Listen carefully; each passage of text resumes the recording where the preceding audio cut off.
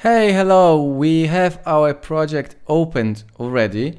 This is a brand new project, and before we start coding, there is actually one really important thing we need to do. It might be okay on your computer, but it really depends, so we have to check this out to be sure everything is going to work properly. So we'll go to the Edit and Preferences.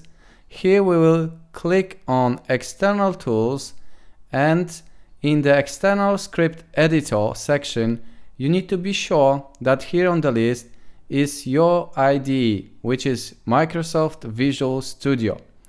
Of course, you can install and connect with Unity other IDEs like Visual Studio Code and many others, but we will use Microsoft Visual Studio in this course, so that's why just be sure that this one is clicked on.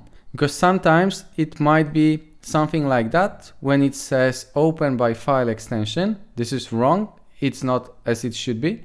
So just click and pick Microsoft Visual Studio. You don't have to save it because it will save automatically. Just close it, and now we are sure that there is a good connection between Microsoft Visual Studio and Unity, and everything should be working just fine when we start coding.